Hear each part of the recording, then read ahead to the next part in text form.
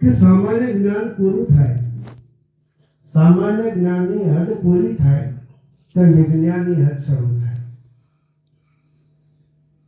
વિજ્ઞાન સામાન્ય જ્ઞાન એટલે અલોક જીવન જેને કહેવાય, અને એનાથી આ સંતો ભક્તો છે એ હદથી વટાય.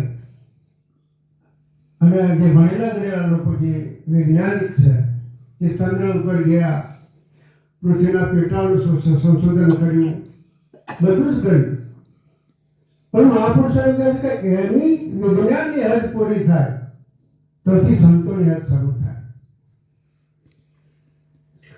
સંતોની હદ શરૂ થાય કેવી રીતે? વિજ્ઞાને ઘણું બધું બનાવ્યું.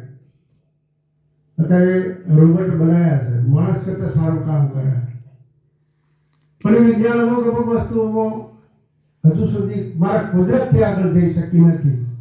લોહી જરૂર પડે તો બાટલું ગોતવું પડે. ભાઈ અહીંયા બાળ વેચવા માટે આવે છે.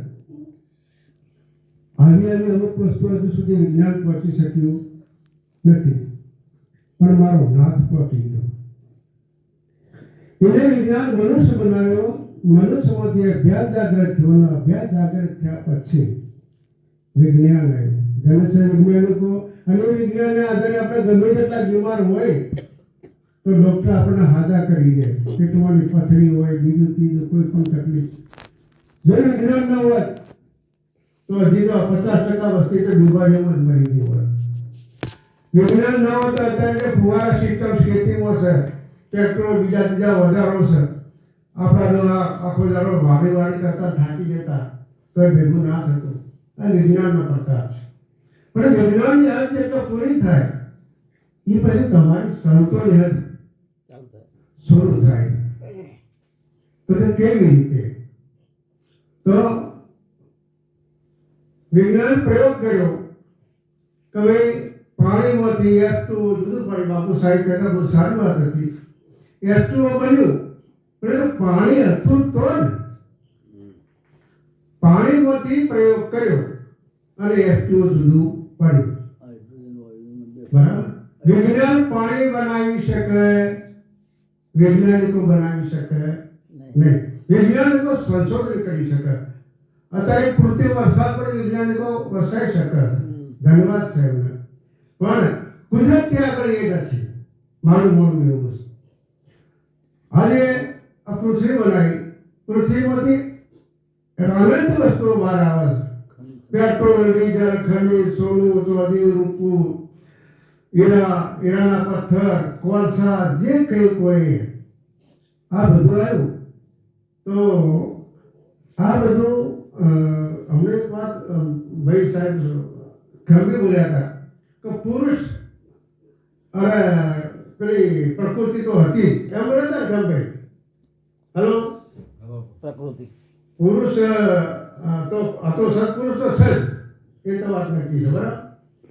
પછી તમે લોકો તો વાત કરી હતી કે પ્રકૃતિ આ જે આ ચેતન જળ હાથ હતી, જડ ચેતન દોનો જળ ચેતન એટલે જળ તો હતું જ. એવું આ બોલે હતા, જડ ચેતન દોનો અનાદિ, દોનો અનાદિ. એ અનાદિના છે જ. બરાબર છે? હવે જળ ચેતન બે અનાદિના. બરાબર છે? તો હમણાં બાપુ બોલ્યા કે તારા સિવાય કોઈ નથી. તો પરમાત્મા સત સિવાય, સતના થી જ પહેલા આ જળ બન્યું હોય, સતના આધારે પ્રકૃતિ બની હોય, અને સતથી જ આ બધું પૂરા બ્રહ્માંડની રચના થઈ હોય. એટલે એને કીધું કે તું તત્વાત, પાંચ તત્વથી, પાંચ તત્વો બન્યા, 3 ગુણ બન્યા.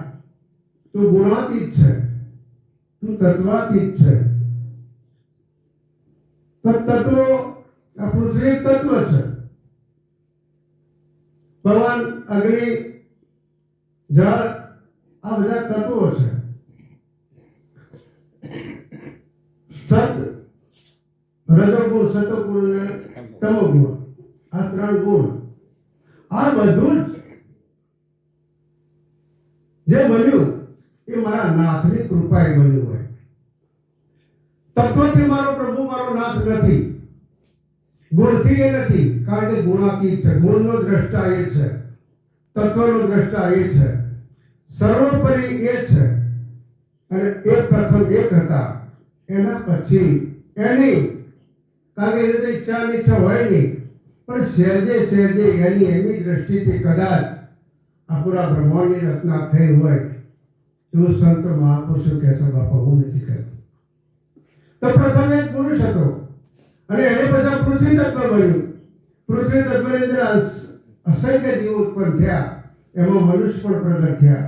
અને મનુષ્ય ધીરે ધીરે ધીરે ધીરે જ્ઞાન વિજ્ઞાન અને સંતો મહાપુરુષો કે જે અગમ વાંકી ગયા. એક દેવાજ પંડિતની વાણી છે, આપણા ગુરુએ અગમ વાંક્યું. દેવાજ પંડિતને લગભગ 500-800 વર્ષ થઈ ગયા છે અને એ આજે શબ્દો આપણે જોઈ રહ્યા છીએ. આ સંતોનો પ્રતાપ છે અને સદગુરુ વચનનો પ્રતાપ છે. આ રીતે બધું મારા નાથની કૃપાએ બન્યું હોય અને કદાચ સંતો એના ગુણગાન ગાયા હોય એવું આપણે માનવું પડે. બીજી એક વાત હમણાં સાહેબ, હા, જ્યોતની વાત ચાલતી હતી. તમે જ્યોત જ્યોત જ્યોત મહાપુરુષો 3 જ્યોત નક્કી કરી છે. જ્યોત 3 છે. એક ઝીલમિલ, બીજી ઝગમગ અને ત્રીજી જળહળ.